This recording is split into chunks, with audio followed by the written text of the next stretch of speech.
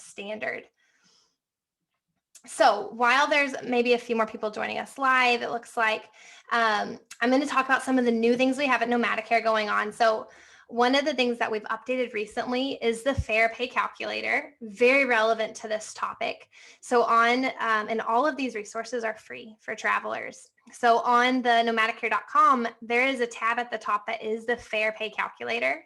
When you guys get offers from your recruiters, you can put in the numbers, and then on the next page, and it will get emailed to you, it'll talk to you about each section of your pay package and tell you if that section is worth negotiating, is above average, is fair, and it helps explain the different sections. Since as travelers, our pay can go into so many different buckets. So we help you look at entire pay packages and actually compare what they call in the industry, like they're always like, well, are you comparing apples to apples, or are you just comparing one part? And it's hard when you're with different agencies because they present it differently, and it can give you a little bit of that shiny object syndrome of what to look at. So this helps make it basic math. Which one is better? So feel free to use that, completely free. Job alerts just got new and improved too. Jacob, for those of you who don't know, he's a huge part of the Nomadicare team. He builds a lot of these products. He's like the engineer brain behind it. And so the job alerts has been his big baby. But what's so cool about it is, since we get so many jobs from so many different companies, and our big mission is the anti-bait and switch. They're current, they're real. Well, sometimes you really want to know first if a job is like opening up in an area you've been searching for. So you can set a job alert for your specialty in a region to get alerted by us from lots of companies rather than blown up by lots of companies. Market trends in real time.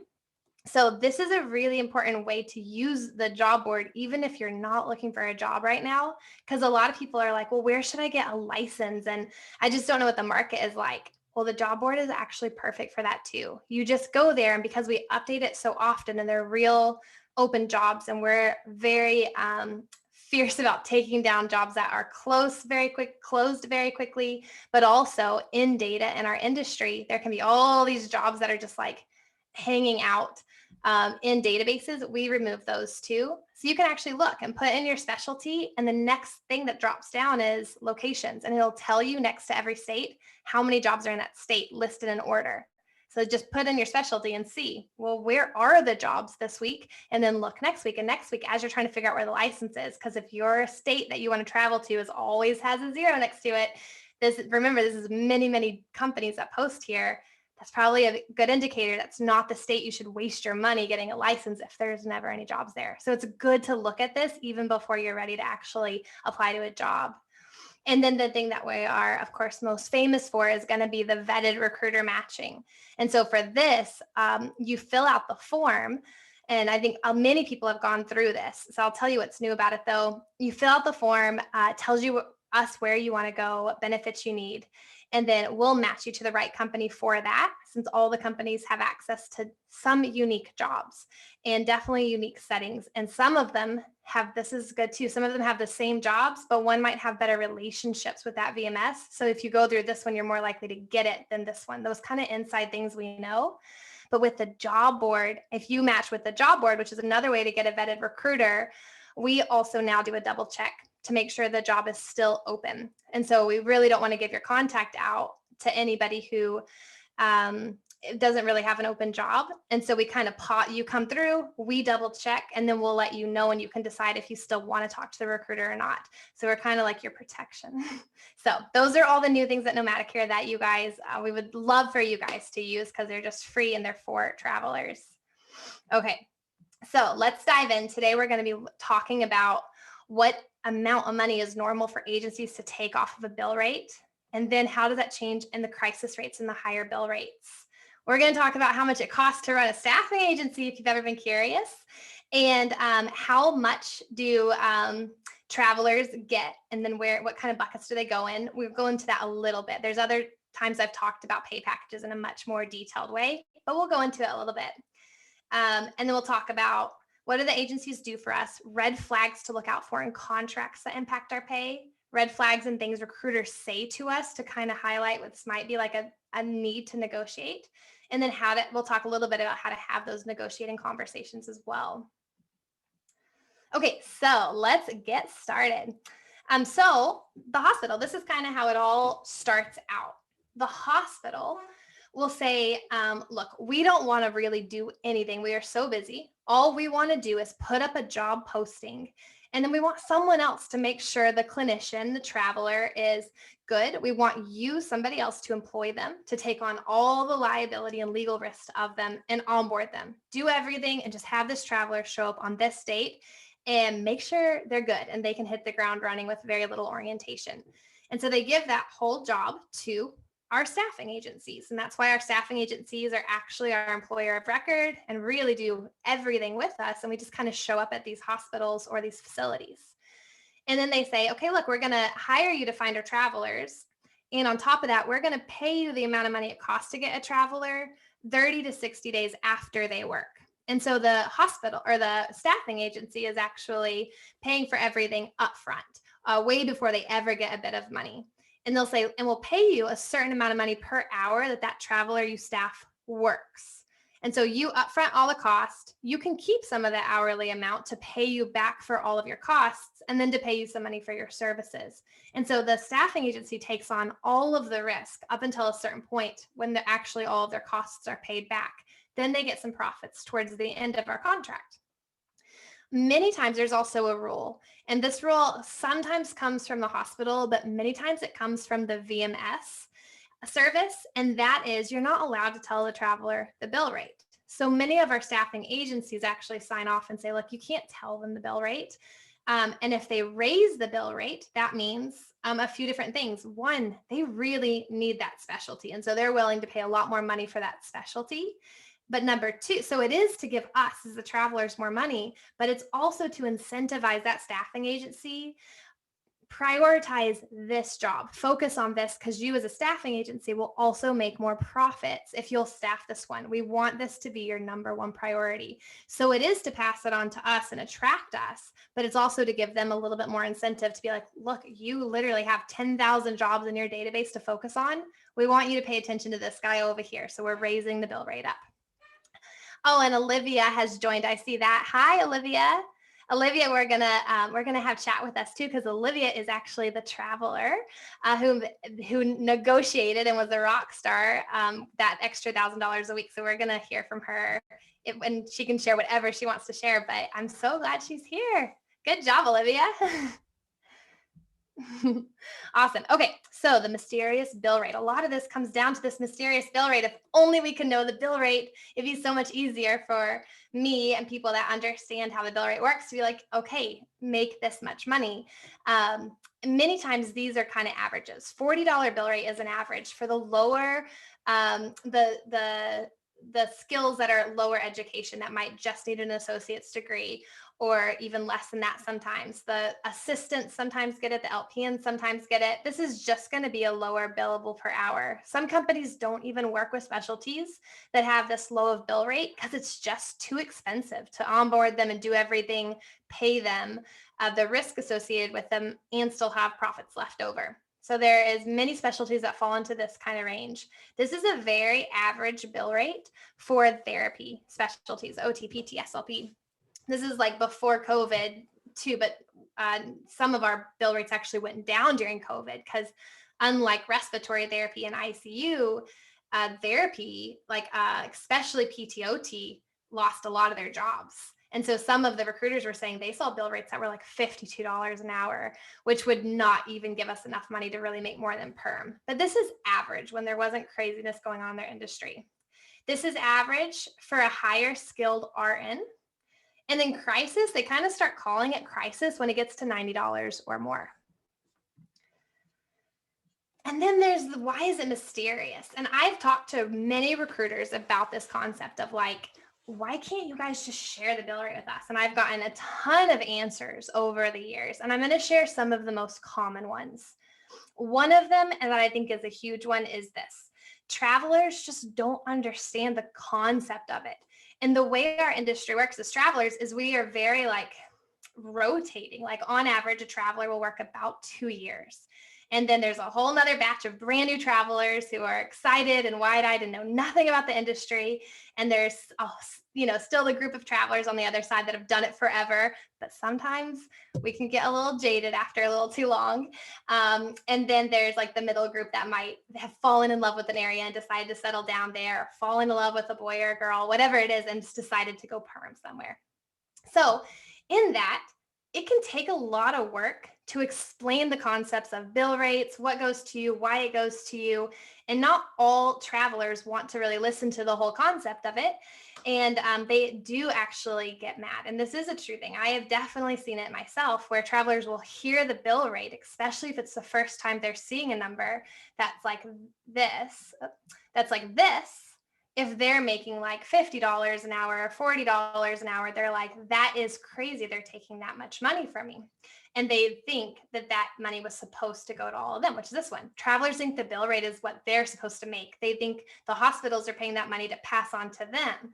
And so they feel like, look, that is just too much work and too much time. I don't want to explain it to that many people. It's too hard. Some recruiters don't even really quite understand it. They don't understand the business side of their business. They were hired to be a salesperson, and some of them don't even know the bill rate. There are companies out there who the recruiters themselves are not even allowed to know, and they'll just get passed on a pay rate. So they even have less room to know like what the wiggle room is. Most companies don't work like this. Most companies, the recruiter does know the bill rate.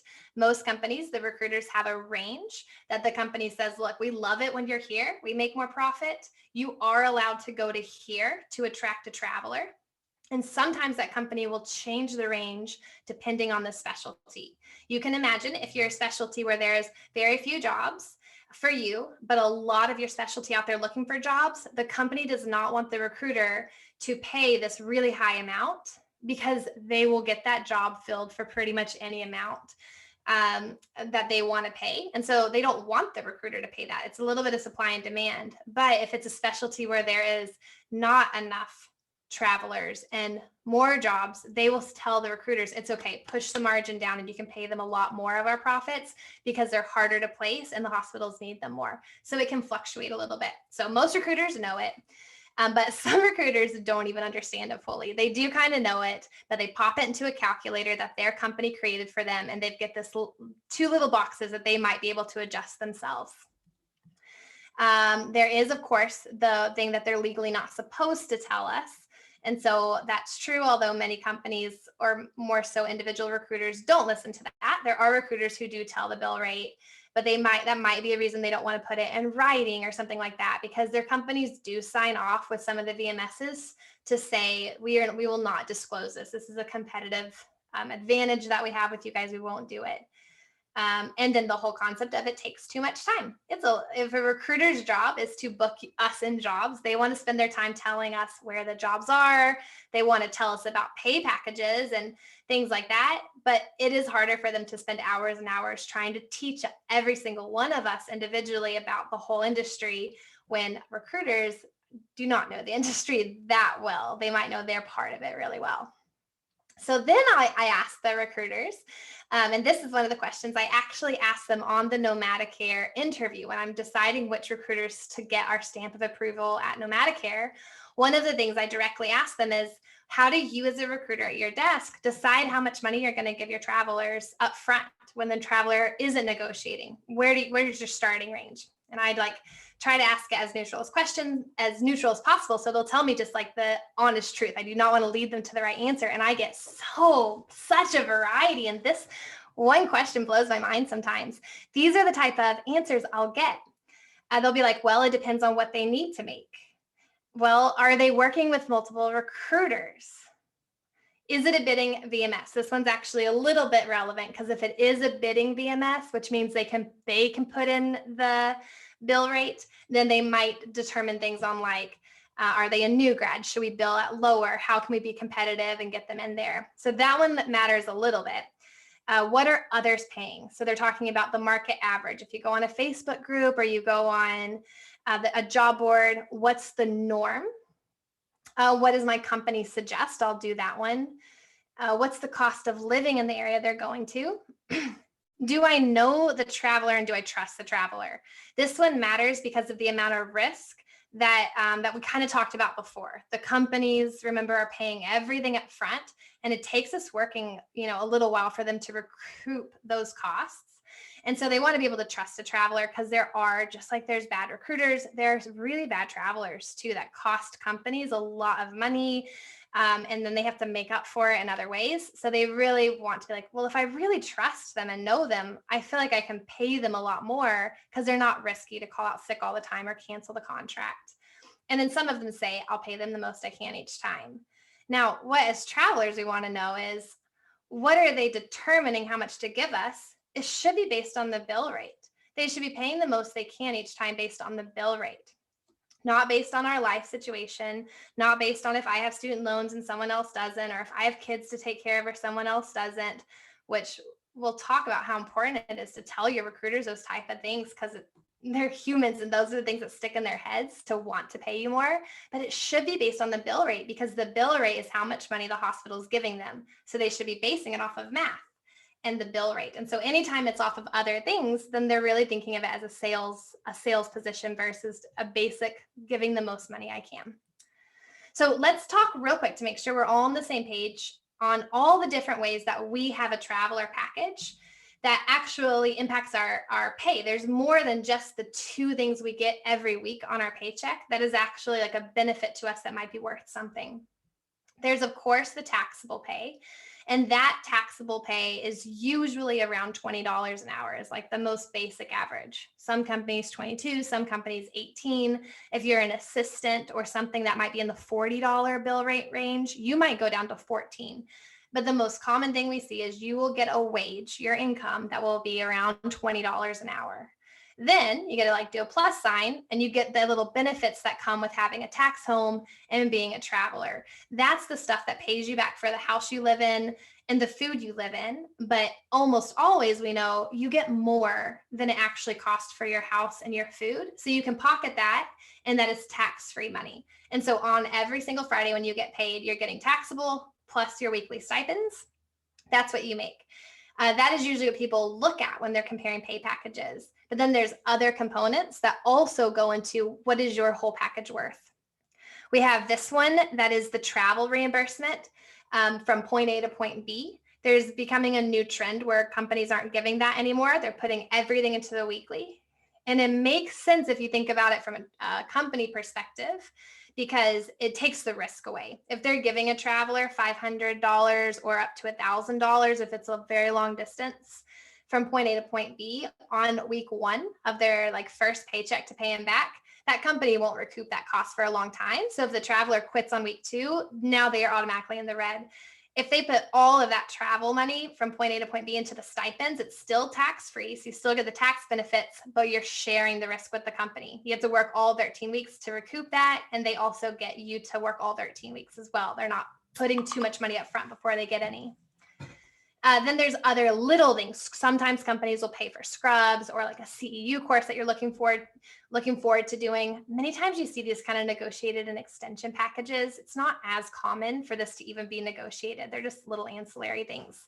But if a company is offering it, that is something that usually goes into their pay calculator, because their calculator in their back end is going to put everything into it to make sure they're still in the gross margin they need to be. The insurance policy and the benefits is a big one that sometimes I think overlooked when people are just looking at the weekly pay.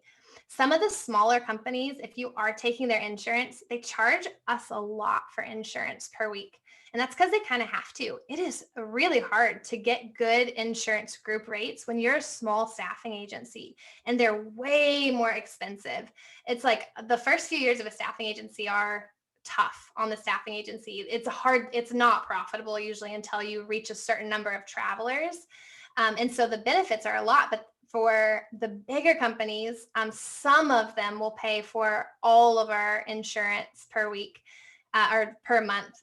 Very few, but the bigger ones might charge us $30 a week or $40 a week. But then there's some companies that are charging us like $100 a week or even more, especially if we have families, that's coming out of your pay. And so this one, if you take company insurance, can really matter. Referrals. This is an interesting one I like to talk about. So I'm sure we're all with companies that might have a referral bonus they're willing to offer you if you suggest them to your friends and your friends take a contract and work the contract. Now, there's two things I'll talk about. One is the fine print. And so many of these things have fine print that say your traveler buddy has to work a certain amount of hours. And sometimes those hours are pretty unattainable. Like even if they do one sick day, they're kind of like, well, they didn't get their hours. So if they do another contract with us, they'll get it. Companies are notorious for not paying this out. And you have to do a lot of like follow-ups and you have to kind of hunt it down yourself. And then the biggest one I think that a lot of people don't realize is with most, I don't know if most is the right word, many companies, they take the referral bonus straight out of your friend's pay package to pay to you. And so the pay calculator, the way it's set up on their side, there's companies where that is a slot in their pay calculator. Anything that's in their pay calculator is coming out of the traveler's package. So if they need to give you $500 for your friend to work for them, it comes from their paycheck to you only if your friend works all of the hours. And so just know that that is a very common thing. And when Nomadicare learned this early on, we refused to work with any companies that work that way because Nomadicare can get a referral bonus on the other side of it. But we said our stuff is free for travelers and we don't want it to be a pretend free thing where it's coming out of their pay package. So they categorize Nomadicare as a vendor, comes out of their marketing budget, which does not go in the pay calculator. If anything touched the pay calculator, it's not really free. So this one's kind of a tricky one.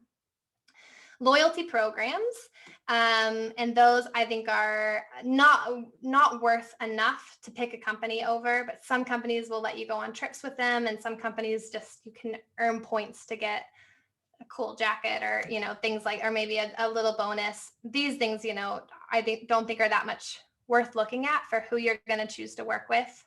Policies do matter. We'll just bookmark it. I'm going to talk about the policies in a contract that are important to us when you're picking a company. And this one I think is just important to have at least a company in your pocket that will do direct marketing for you. And direct marketing is something that many companies don't do because it is a cost to them to hire someone for, let's say, Olivia, like you want a job in New Orleans. Well, they're having trouble like finding it on the VMS dashboards, which is just like where all of the most common jobs are listed. So they're willing to actually pick up the phone and cold call for you all the places. Now, that is really nice. And this is a huge way that travelers do get contracts. We have companies at Nomadicare that do direct marketing, and it blows me away what they do find. But I think there's two things. Many times companies don't love doing this because travelers don't realize how hard it is to do it. I was literally in a Facebook group that is all about like people starting staffing agencies. So they always share their pain points of starting it.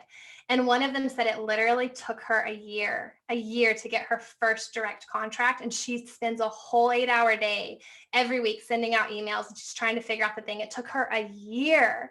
And then once you get better and better at it, they can snowball on top of each other a little bit more because you have a track record and you learn the lingo better. But it is hard work. And what travelers do when they don't realize it and they're just thinking of themselves, not on purpose, like we all don't know the other person's like hard work. They might take that contract, give it to another company and recruiter, and then say, well, you call them. And now that company and recruiter didn't do any of the work, calls them up, gets the contract, and that little company lost it. And so this is like a heartbreaking one. But if you have someone that's willing to do the hard work, it's worth something. It's good to have a company that will do that for you, but don't take it to the other companies that aren't spending the money to cold call. So this is kind of your package. Now let's go into the other side. I think we'll look at this because this is what is coming from the bill rate that pays for you. But then we want to think about, well, what is it that the company needs from the bill rate? What is the cost of them to do it? So the company made up their own pay package. Their pay package would have inside of it the TB and drug and fit tests. It would have background check. All of the things that are listed cost them money. None of these things are free. Running a background check on us. Licenses and special certifications, they pay for our licensures. So if like we did not have a license in New Jersey yet, they will pay for our license in New Jersey. And if a job needs a special certification, that is not like something that every job in the world would need because of our specialty, but something unique for that job, they'll pay for those too.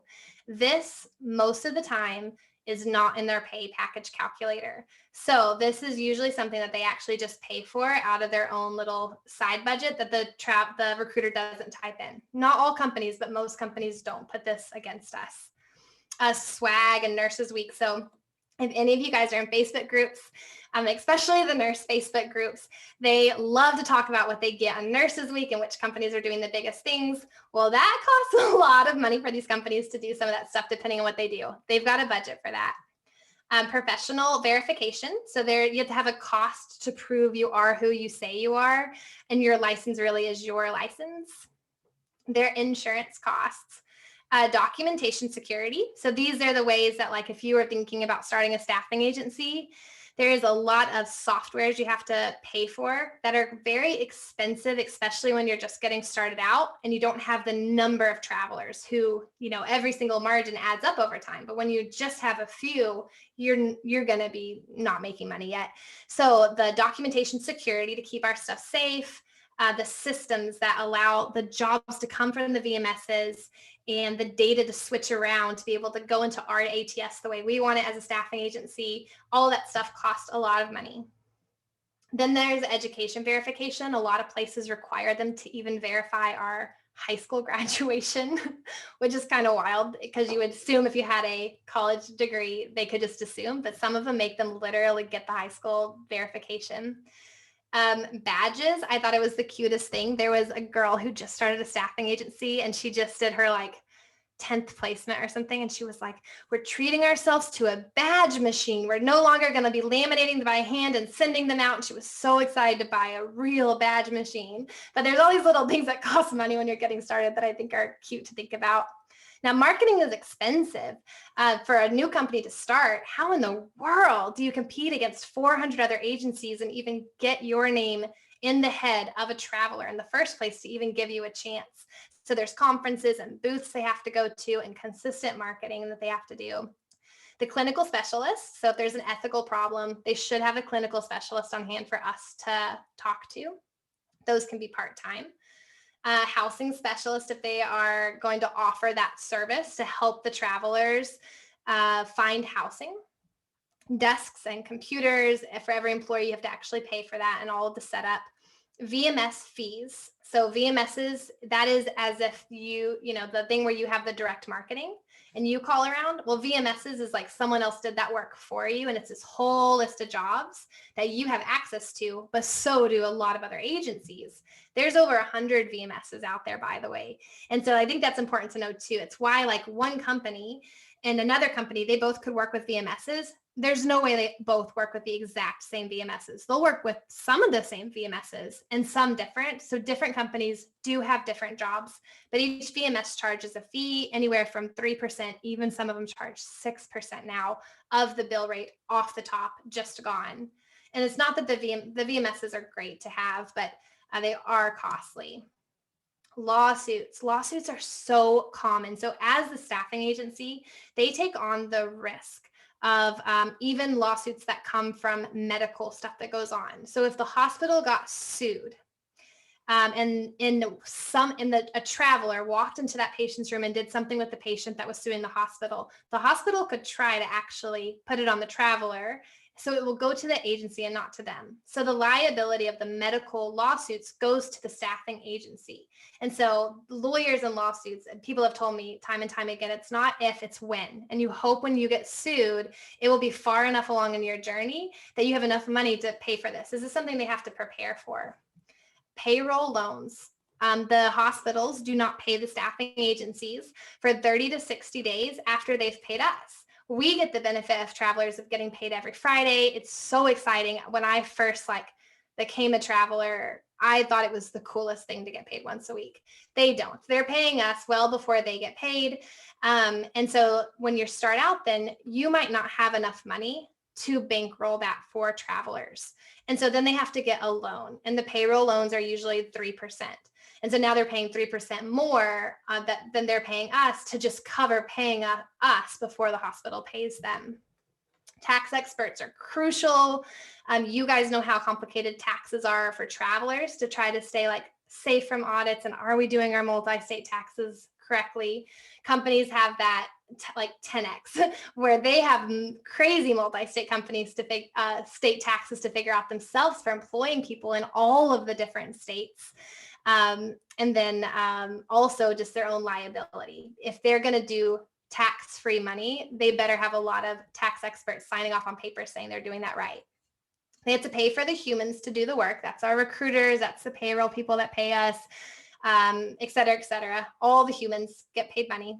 Internal culture, we can't forget they are a company themselves. Just like when we go to a hospital, we want some kind of internal culture, a break room. It would be nice to have coffee for us. Like we want something inside the place we work to be like a great place to work. Well, they want that too for their recruiters and stuff like that. They want an internal culture for the people they're hiring to hire us. Now, these things are insanely more expensive than I expected. Workers' comp, which is per state, and then liability insurance they have to get. Those are also depend on how much they pay us, and an expensive thing. So all of those things is what they do. Now let's talk about what those actually all cost. So those, you can see they're juggling a million things, but the cost is what we want to look at. There's two costs here. Most of them are fixed. They do not change based on the hours we work, and they do not change based on like if our bill rate goes up and down. That is just like the cost of a background check. The background check person doesn't say, well, is it this bill rate or this bill rate? Because I'll charge you a scale. No, it's always $100 or $150, depending on the company you're going with. Fixed cost. And then the non-fixed costs are usually more like taxes and workers' comp. Those things will fluctuate based on the wages that we're getting paid. And so in order to pay for the fixed cost, what is the most normal thing is going to be about 30% of a normal bill rate. And I do this normal bill rate based on the $65 one for therapy is the one I'm going to go off of. So for a $65 bill rate, and in therapy, it's 40 hours a week. Nursing is more like 36, but this time I'm going to do a 40-hour-a-week work week. So we have a total pot that's close to $34,000. That's the total amount of money if, and remember, this is if the traveler works every single hour and doesn't call in one sick day. Every single day that they call in or the facility calls them off, this total pot will go down. So in general, they keep about 30%. And so every single week, it's about $2,600 if we work the full 40 hours. And then $780 of that is going to the agency to run their company plus their profits. And then $1,820 is for the traveler per week. And so that's why an average pay package for a travel therapist will be somewhere around $1,600, $1,650 after taxes are taken out, because gross, it's starting out at about $1,820. And so when taxes are taken out, you guys know this, it's only taking out of the taxable part. So $20 an hour times 40, and then you can just multiply that amount by what you think your taxes will be. I usually just go 20%, pretty average. So you can think, all right, I can take away about $150 or $200 off of the gross amount, and that's how much I'll probably take home. So that's about what we see, normal, average, non-crisis. Here's a really good question. Many agencies will say, look, our agency takes an 18% margin or a 20% margin or 25% margin. And I think the reason this is confusing to travelers is because this is not the same thing as this. And so even companies that take 30% of the bill rate, they could still be taking an 18% margin. And so let me explain why. So when they say that they take 18%, that does not include the cost of goods to do business. And cost of goods are things like background checks. Sometimes they call them admin costs. And so what it costs them to do is about 30%. The 18 to 25% margin, that is going to be their not their profits, but how much they make per week before overhead costs. So the 30% includes costs of goods. It's anything that's directly tied to us getting that job, paying for our licensure, our background check, our screens. It does not cover how much it costs to employ a recruiter, the desks, things like that. So I once upon a time was a wedding photographer in my summers, and then I was a travel OT during some of the other, I almost call them semesters, like I was a student, the other 13-week assignments, but I would take one off and be a wedding photographer, and it was this cool business I had with my brother. Well, whatever the cost was, let's just say a wedding photographer makes $2,000 for a wedding. Now I could say like, oh, I made $2,000 for that wedding, but I didn't really. If I really wanted to say what I did, I'd have to subtract the cost of me getting there. I'd have to subtract my camera gear. I'd have to subtract everything I did to actually say what if I was profitable or not after I subtract everything. So there, 18% of the bill rate is what they get before they subtract all of the stuff. And so their actual profits after that are ridiculously lower than this. And I think that's just important to know, because it takes a while for an agency to actually be like quite profitable. Now the huge ones are, but they staff 1,000 nurses, right? Or 1,000 travelers. And so they say 18 to 25, this is common. 18 to 25 is very common for how much they take. Many of them try to stay above 500 a week and usually below 600. That's like a decent range for how much they have before they subtract. So their $500 to $600 a week is the same thing as me getting $2,000 as a wedding photographer before I subtract cost. Does that make sense? I feel like I just talked in circles for some reason, but does that make sense? Good. Okay, so then what about freaking crisis rates then? Well, crisis rates are totally different than this. So here's a crisis rate, and let's say it's $100, and $100 instead of $65. Well, the total pot was $33,800 for the 13 weeks. Now the new pot with this crisis rate went way up. Now they have $52,000 in this total pot. But the thing is, the fixed costs are the same. So there are very few things that now go up. So before, the fixed costs were a little over $10,000. And that stays the same. Now, the things that go up can go up significantly. Workers' comp is significant, and it's directly tied to this. Taxes will significantly go up because they will be there is not enough tax-free money to cover this. So most of it will now plump back into fully taxed payroll taxes. So it's not like a direct subtraction here. The variable cost will go up significantly, but there's still a lot left over that is not costs. And so then in a crisis rate, now we have $1,400 more a week. Now, some of that will go to the variable cost, but you can see that there's a lot more money that should be going to the traveler. And this is where I'm going to actually pause. Olivia, you are welcome to pop on now if you want to like say hello and introduce yourself. Yours was even a little bit more than this. You were $135 an hour. And I'm just going to let you speak actually and not tell your story for you. But whatever you want to share, you can say hello and introduce yourself and talk about your story of what happened. Okay. So I've made some little notes so I stay concise and organized. My name is Olivia Youngblood. I'm an occupational therapist. I graduated August of 2018. I took 3 travel contracts, took 6 months off to hike the Appalachian Trail, and then worked a perm job. I didn't meet somebody on a contract. I met somebody on the Appalachian Trail from New Hampshire.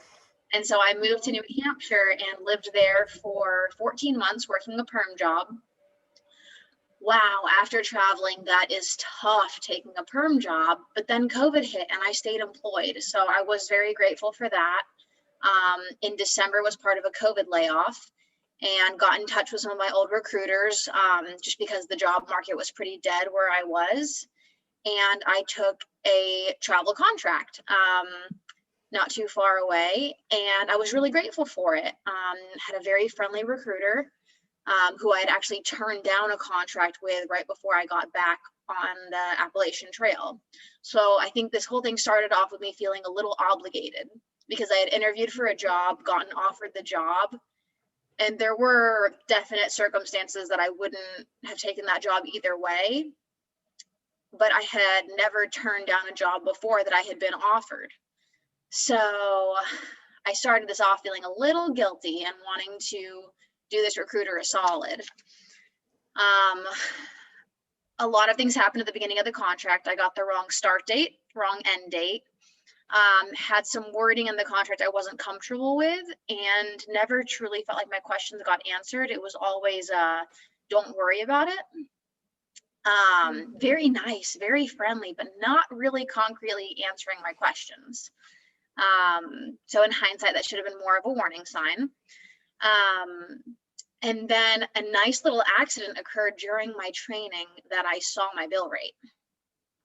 I'm in a little bit of a unique situation. My boyfriend is a recruiter, and I've been listening to him work from home for 3 months. So I've learned a lot. He does technology recruiting, which is very different. They operate on different margins, but I have learned some principles of it that do carry through. So I saw the bill rate. I became aware of, I did the math in my head of what I was making per hour. And after a few more things happened with my recruiter that I wasn't happy with, I started watching the Nomadicare videos on what to do if you need to switch recruiters. You know, say this, not that. And I had such a hard time with that, but I was like, I have to switch recruiters. I want to do this job. I love this contract, but something is wrong. So then I got in touch with, I feel like a Nomadicare, like advocate, mentor. I'm not sure what to call it. Well, it's probably, actually, it's probably, I wonder if Chris is on here. Oh, yeah, she is. Oh, you can see her. It was probably Krista. Krista's like our head matchmaker. And anyone who's gone through Nomadicare has probably talked to Krista, who's amazing. Okay. So you talk to Krista first. Yeah. Wow. So I texted and asked, I was like, can you tell me what the normal, tight margin is? I've never even asked what the margin is on travel. And then I said, this is my bill rate. What would you expect me to be making per hour? So through this became a little bit more educated. Spoke to one of my old recruiters about the bill rate and the typical markup, and got very consistent answers of about 20% for a markup. Which now I'm even a little bit more educated about what that means and how that can vary, and how some companies might take a little bit more off the top, but will provide more services, that if your contract gets canceled, they will pay you out 2 weeks of per diems, even if they're still fighting with the company to pay them back. So that, like, it isn't an automatic win if the company marks down the least. But just to be educated of why they're doing that.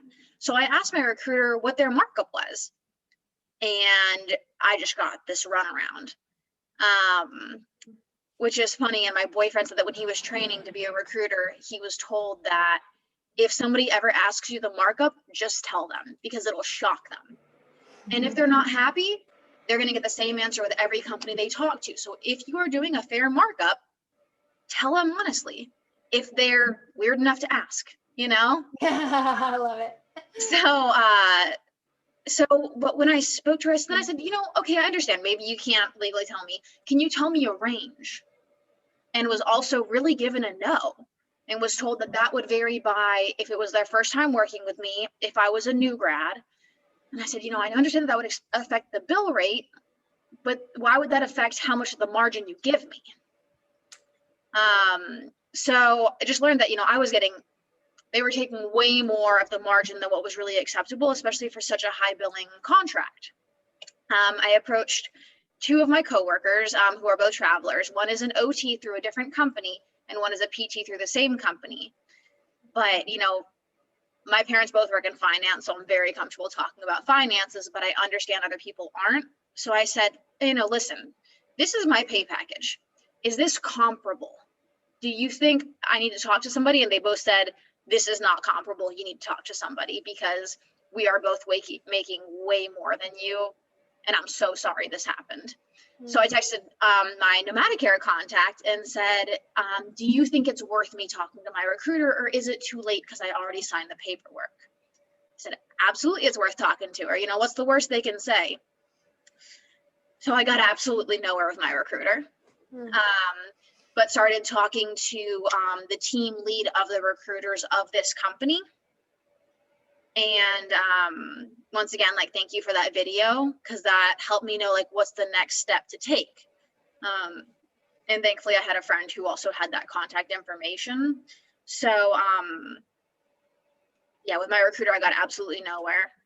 Got told that she called the CFO of the company on a Friday afternoon. And my gullible self, I was like, well, thank you for that. And my boyfriend was like, she did not call the CFO on a Friday night. He's like, she is lying to you. That would be incredibly rare for that to happen. So unfortunately, I'm a very trusting person, and having to learn when to really be critical of what someone is telling me. and how to kind of spot a lie, or just asking the right questions to continue up the tree. And I was in the very unusual situation of knowing my bill rate. So from there, I talked to the team lead of the recruiters. I was put on the phone with the COO of the company. I got a $1,000 a week raise. And something I really liked is that I wasn't asked basically, what would it take for you to stay at this job? I was told, listen, this contract is billing at this rate. We will be taking an 18% margin on this. That will put your pay up to this. So it wasn't so much of what do you need to stay here? It was like, we're going to bring this back to company standard. And apparently what happened with this contract was my recruiter was both managing my side, the recruiting side, as well as the client side with the hospital, which I think usually you have like the client side is one person in the company and you have the recruiter side, but sometimes those are the same person. And in this scenario, it seems that it flew under the radar. Since then, my recruiter is no longer employed by this company. So I was very grateful. Never in a million years did I think this would result in me getting $1,000 a week raise. My recruiter essentially getting fired because of not representing the company well. And then I decided to really push it. And I said, hey, so I like this job and I want to stay, but how about you pay me back for the first 3 weeks that you didn't really pay me what you were taking out of my paycheck? And they said, yeah, absolutely. Do you want it next week or do you want it split up through 3 paychecks so not as much gets taken out for taxes? Either way, it had to go into my hourly that was going to be still taxed. Yeah. But I was treated as, this is your money. It was your money from the start. And, you know, at this point you have the choice. How do you want us to pay it back? And I said, if you could put it all in my next paycheck, that would be great. So it was a really uncomfortable experience, but I am so grateful that I went through it. I mean, $1,000 a week, it's $13,000. I need to buy a new car. Yes. So I could not be more grateful. And since then, I've run into even a couple more travelers going into similar scenarios and tried to provide a little bit of educated advice. But a lot of just directing people to videos. I think, did you say Krista? Is that your name? Krista, I think you also Hello. a video that was like what to look out for with recruiters in the future. Yes. That was very helpful. And reading that article, it was like I was face palming so hard. I was like, things. So, and I met a girl at work today who wants to be a travel nurse. She's a student. And I was like, pull out your phone, write in Nomadicare. You need to do this recruiter matching before you even start traveling so you don't have to have these errors. So you can learn what those red flags are and stuff. But like I said, I really can't. Yeah, you did so good, Olivia. I am so Awesome. proud of you too. It can be really scary having those conversations. Even when you know you're right, it just can make your heart pound faster and it can feel scary. And it's like, it's so worth it. And the thing about Olivia too is like, there's also a way to do it and get the end result. And Olivia was so kind the whole time. Like when she's talking about it, she wasn't like, you know, there's travelers that just kind of break their own professionalism through the mud while they're upset. And I think Olivia did such a good job getting what she needed and standing up for herself and learning as she went and keeping this beautiful like professionalism as she shows up too, which I double love that too. Thank you. When I spoke to the COO of the company, he was really kind and also kind of commented on that. And I was a little shocked. I was like, you're giving me an extra $1,000 and thanking me for my professionalism, you know? But tried to position it as like, I want to represent your company well. But I need you to hold up your end of the bargain too. Yeah. It's so good. Yeah. And I think, there was things you touched on that I wanted to say. One, the red flags, and she mentioned some of them. And I think her boyfriend was spot on. And like Nomadicare's talked about this too. When there is nothing to hide, you will not get a runaround answer. You will get straight answers, even if they can't tell you the exact bill rate. Like they're going to be straight with you. It's not going to be different things. It will be in writing. They will know what they're talking about when you ask those things. So that even though you guys will not always, and Olivia won't always somehow be able to stumble upon the bill rate, you won't always know it, but it is good. You can always ask the bill rate. They might not always tell you, but you can always ask, and you can always ask the range, and you can always, I can't remember what the quote, Olivia, you said, where you're like, be the weirdo that asks, or be the weird one that asks. I mean, be that person and ask, because I think you can tell in the way they answer too, a lot about them too, which I think is a big deal. The other thing is the percentages. So hers said they're going to do a straight 18, which is great, which is on this is what they're talking about when they say that.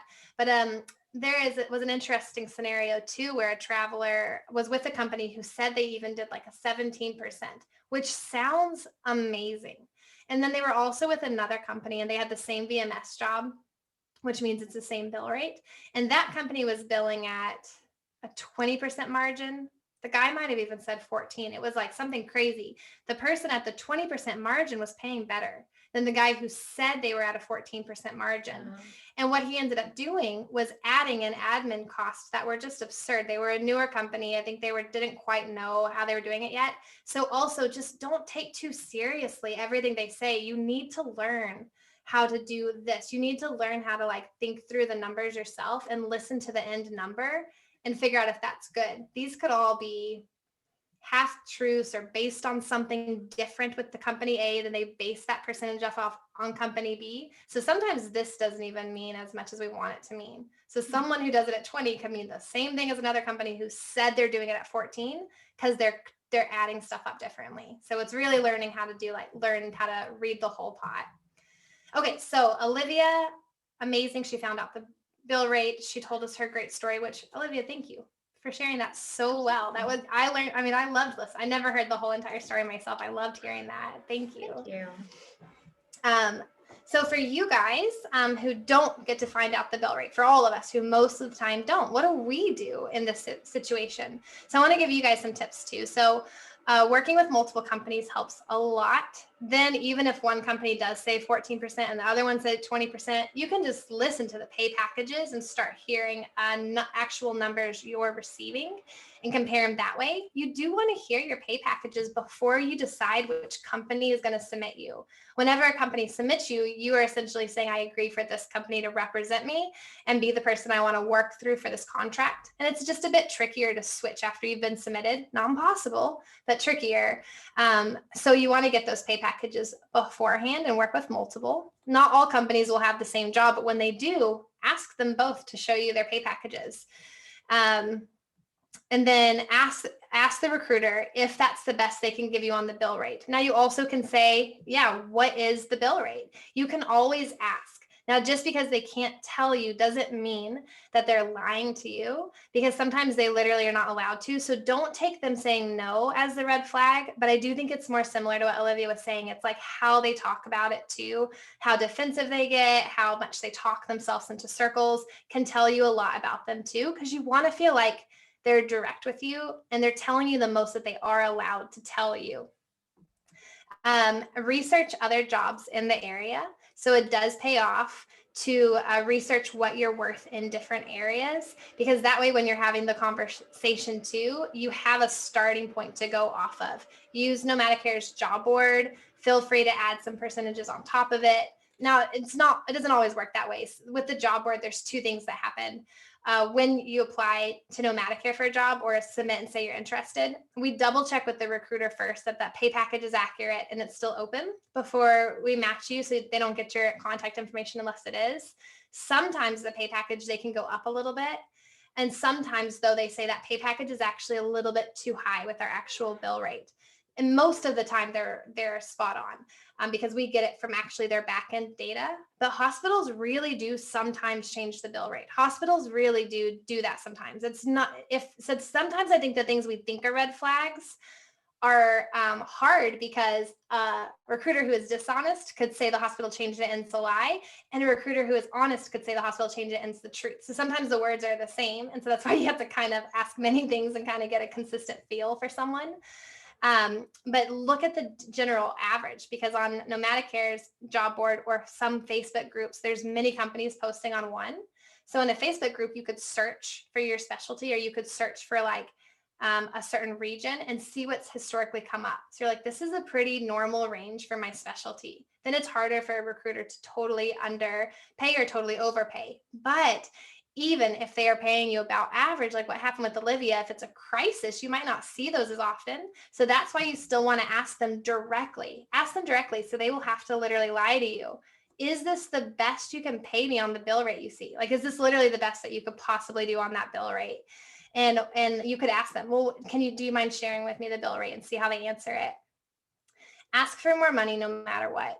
This is just key. There's so many recruiters out there who will start in the middle of that range that they're allowed to give you, just in case you ask for more money so they can give you more.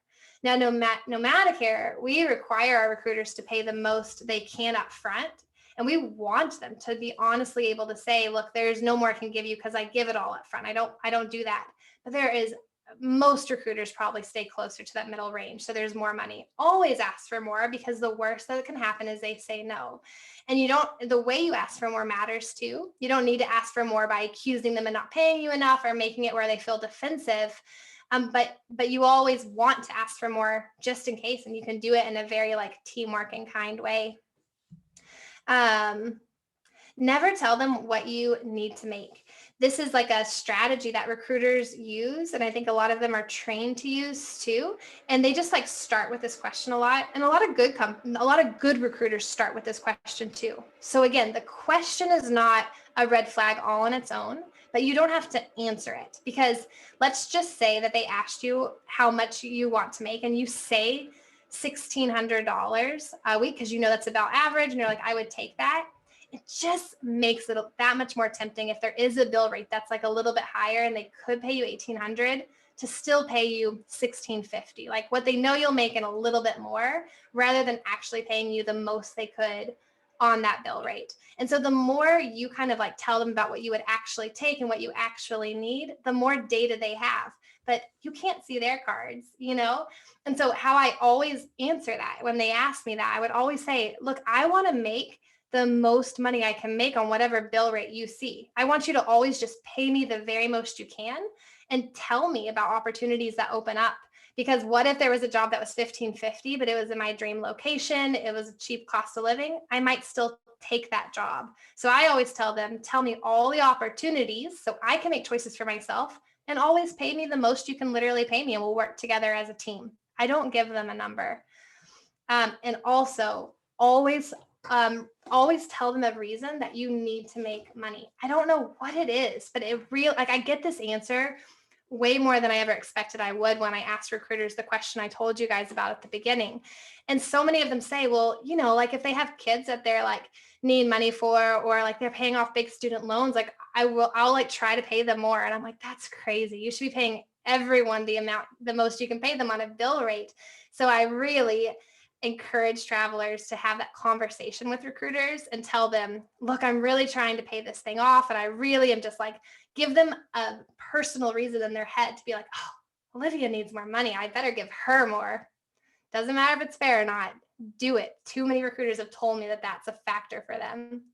And the last one I'll say is be a good and trustworthy traveler to work with. This does matter. The things I told you guys too is how much risk the companies take on is real. How many travelers out there that have completely left their contracts is a much higher percentage than contracts who have canceled travelers. Travelers are typically more risky than hospitals are.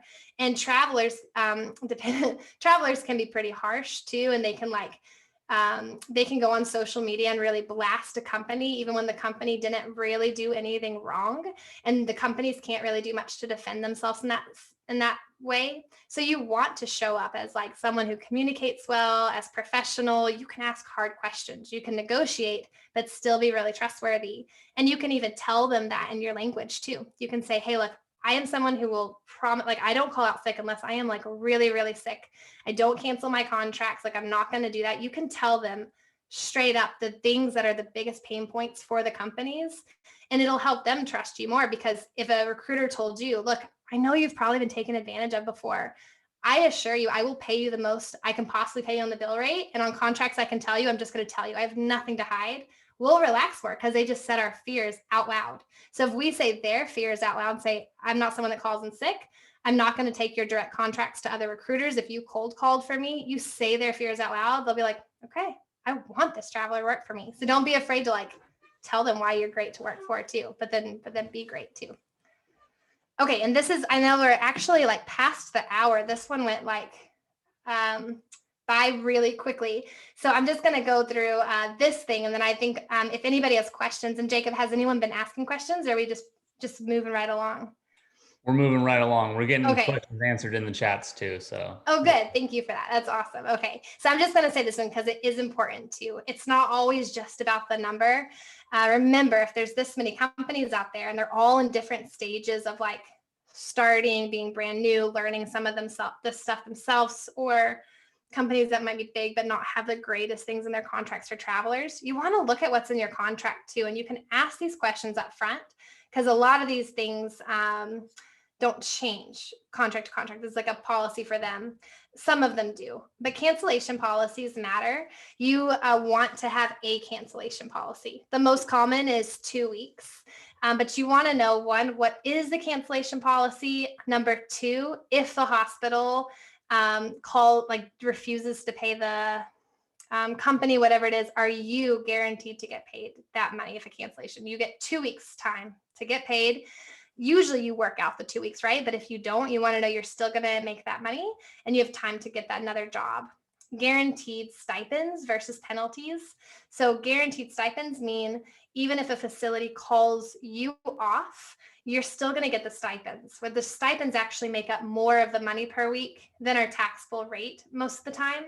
And so the stipends are going to be for the housing and meals, and they're usually, I don't know, $1,000-ish a week, something like that. You want to know if I'm called off, you're not going to have something in the contract that says I get a penalty for not going into work and I lose the stipends as well. So it's nice to get the guaranteed stipends. Now we know that if we don't work, whether we get called off or we call in sick, they're not making that money. So it is going to dig into their margins, which is again why they want to work with a traveler who won't call out sick that often. But every now and then they can take that blow every now and then. And we want to have that reassurance. Guaranteed hours. So this is for therapists, it's usually just called guaranteed hours. And so you want something that's a guaranteed hour. Some are 32 hours a week, some are 38, some are the full 40. These are really important because what if you had 0 guaranteed hours? And so then the census goes down and now you are contractually required to still work for them and they could just work you 10 hours a week and you just get paid 10 hours a week, but you're stuck in that contract. That would stink. For nurses, the guaranteed hours is called 2 things: guaranteed hours and call off shifts. We don't get that as much in therapy. Call off shifts are also in the contract, and it could say we are allowed as a facility to call you off 3 times. It could be 3, some of them are 6, a certain number of shifts in your entire contract. But nurses a lot of times work 3 shifts a week for the whole week. So if you're allowed to get called off 3 without getting paid at all, that's just what they're allowed to do. You know that your 13-week contract is actually 12 weeks of pay. So you got to budget for that and see if it's in there. Now they're common. So it doesn't mean that you'll always be able to negotiate out of it, but you want to know that when you go into it, that that's something that could happen. Insurance costs, we already talked about. Know upfront if this company is going to cost $100 a week or $30 a week for the insurance. If you're taking insurance, medical insurance through the company. Having jobs is huge, guys. And this one I think is one that's under talked about. You want to be with a company that has jobs because the number one way to not make money as a traveler is to not work. And so if you're with a smaller company that doesn't have that many jobs, you're not with multiple companies, you are not proactively submitting yourself and getting your paperwork done, whatever it is. If you're with a company that doesn't have jobs where you want to go, do the work to get with a company that is, or figure out that the market doesn't have jobs there. So do the work to shift your dreams or find a perm job there or something like that. But these people that I think say like, look, I'm not going to work unless it's this amount of money per week. And they don't even take a job that's like $100 less than that. That's a good job. They lost more money by even not working 1 week, or even a start date being 1 week later than if they had just taken it and worked it out. By the end of it, they would have been making more. So I think people get too hung up on like the small amount versus how can I have less time off And then me, I loved taking time off for myself, Bali. I was like a big traveler internationally, but I want that to be on my terms. I don't want it because I just can't find a job. So that's bigger than you think. And then the extra shift pay, I talked about that so much in my last live. So just watch that one to learn all about extra shift pay. But this is something that could impact you if you're someone that picks up extra shifts. And then I'm not going to go all over this because we are out of time is like the biggest thing, but we talked about a lot of them. And this is more about the conversations. And I think the biggest thing I want to say is like, it can be hard to know when someone's lying, when you're being taken advantage of, when someone's telling the truth, when it's you, when it's them. You can't really know unless you're lucky like Olivia and see the bill rate. And so you want to ask good questions. You want to work with multiple companies, do all the smart things, but you don't want to forget that we are professionals. And these are the people that are employing us. And this is like us finding jobs. And sometimes I think something in this industry in particular, some travelers forget that they are like professionals and they can go on social media and they will write the rudest stuff on public boards. And what happens that I don't think they realize is the recruiters watching that they may have never worked for that company before, ever. Never heard of them, never heard of the recruiter. They'll literally go into the database, type their name in and put do not hire. And so that traveler can go through that company later and put in all their information. They won't tell them that they're do not hire, but they will never submit them to a job because they will say there is zero chance I will work with a traveler that talks like this on social media. Can you imagine who they would be at work? Can you imagine what happens if we make a mistake, what they're going to say about us? They're like putting red flags all over the place. And I don't blame them. I see travelers out there too. And I'm like, oh my God, like I would never want to staff that person.